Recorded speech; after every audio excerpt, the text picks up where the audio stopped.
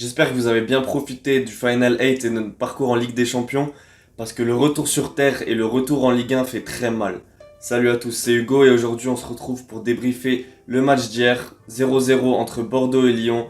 Un triste match, une triste prestation de nos Lyonnais qui fait rappeler de mauvais souvenirs en Ligue 1.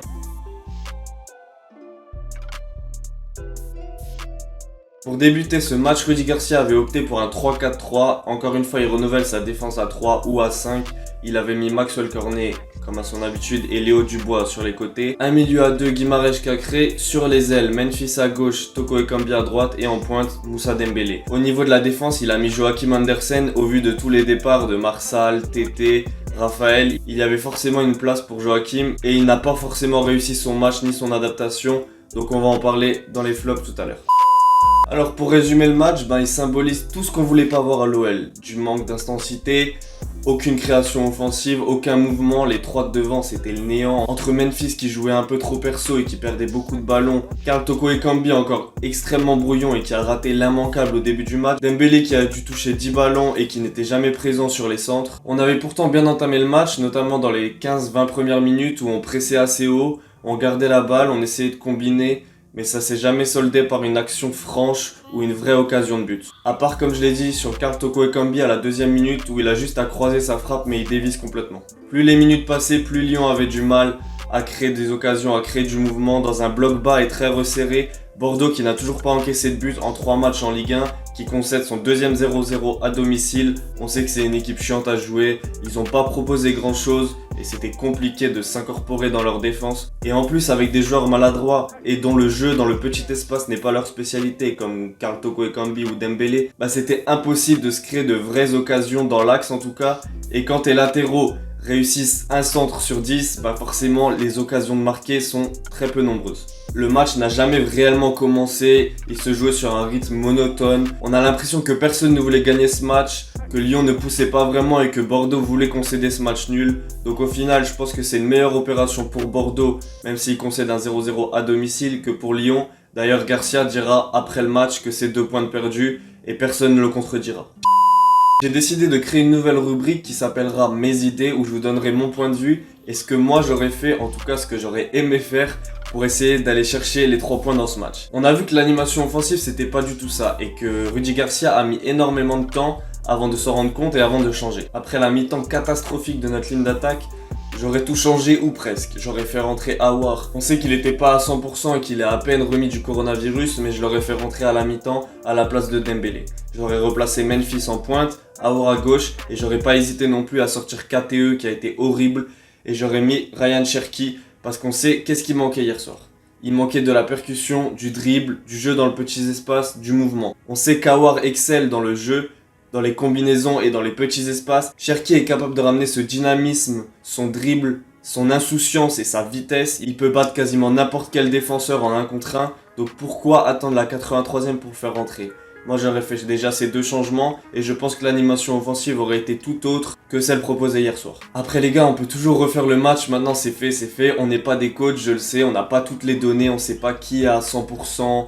Qui mérite ton temps de jeu par rapport aux séances d'entraînement. Mais évidemment, c'est toujours sympa d'avoir des avis, donc n'hésitez pas à me donner le vôtre. Je réponds à tout le monde en commentaire. Passons maintenant au top et flop. On va commencer par les flops parce qu'il y a pas mal de choses à dire.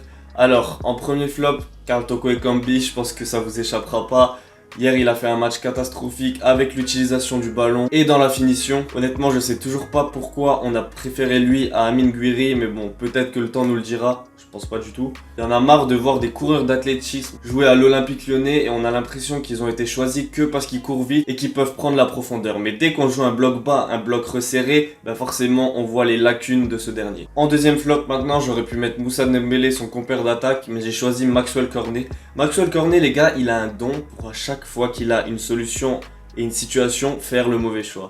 J'ai jamais vu ça. C'est pas normal qu'à ce niveau de professionnalisme, on n'arrive pas à réaliser des centres corrects et à mettre à chaque fois le ballon dans les zones dangereuses. Après, vous me direz, oui, c'est pas un latéral, il est pas habitué, il vient de commencer, mais les gars, faire un centre, il y a rien de plus simple. T'as juste à mettre la balle dans la bonne zone. En plus, il est à chaque fois sur son pied gauche, il est sur son bon pied, il a pas d'excuses. Bref, on sait qu'il est très limité, il a un bon volume de jeu, il se donne toujours à fond, mais on sait que techniquement, il est très limité avec le ballon et il n'a rien à faire à l'Olympique Lyonnais. Ça fait la combienième saison saison qu'il est ici 7ème, je ne comprends toujours pas. Et malheureusement, c'est ce type de joueur qui fait que nous n'évoluerons pas tant qu'ils seront là. Enfin, en dernier flop, je mettrai Joachim Andersen. Placé en défenseur central côté droit pour le mettre au maximum de ses capacités, le mettre dans un confort, et il n'a toujours pas su être ni rassurant, ni bon avec l'utilisation du ballon ou dans les transmissions. La qualité première d'un défenseur doit être la sérénité et l'assurance. Il a manqué tout cela encore une fois hier soir. Son temps de réaction et son temps de décision est tellement lent qu'il se faisait dangereusement chipper le ballon, et heureusement que c'était Bordeaux en face parce que ça aurait pu nous coûter des buts contre une autre équipe. Toujours pas en confiance, il représente un réel danger pour la défense, au contraire de Marcelo et Denayer que j'ai trouvé plutôt solides. Denayer qui d'ailleurs a été replacé en défenseur central gauche pour permettre à Joachim Andersen, je le rappelle, d'être dans son confort et d'utiliser au mieux son pied droit. Avec les récents départs, il a une place de titulaire quasiment officiel, alors va falloir qu'il se réveille et qu'il se mette dedans parce qu'on sait déjà que sa saison ratée l'année dernière ne le met pas forcément en valeur. Cette année, c'est sûrement la saison ou jamais, même si plus les matchs passent, moins j'ai espoir. Au niveau des tops maintenant, en top, je mettrai Denayer qui, malgré son repositionnement, il a fait le taf, il a été solide et lui justement amène une sérénité que Joachim Andersen n'a pas. Et enfin, je mettrai Maxence Cacré qui, encore une fois, a brillé dans le milieu. C'est la lueur d'espoir dans l'obscurité. Il prend le jeu à son compte, il n'hésite pas à venir demander dans les pieds, à faire les efforts défensifs. Il a un volume de jeu impressionnant, on commence à le connaître maintenant. Dans un néant collectif, il arrive tout de même à se sublimer et à porter l'équipe. L'entrée d'Aouar aussi a fait énormément de bien. Il s'est d'ailleurs procuré une occasion extraordinaire où il enrhume Koscielny et malheureusement il va frapper sur le poteau. Profitons d'Oussem Aouar parce que je sais pas s'il partira, mais en tout cas, on ne risque pas de le voir encore longtemps sous les couleurs de l'OL, alors profitons de lui.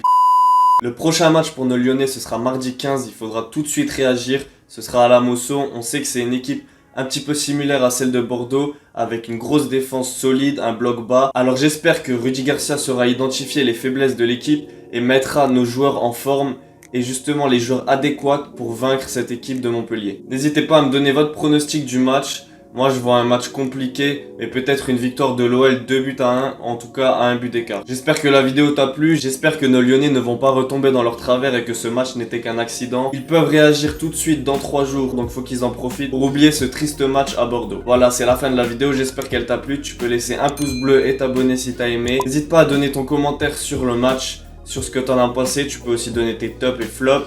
Et n'oublie pas non plus ton pronostic pour le match à Montpellier. Voilà, moi je te laisse. Merci beaucoup d'avoir regardé. Ciao ciao et à la prochaine.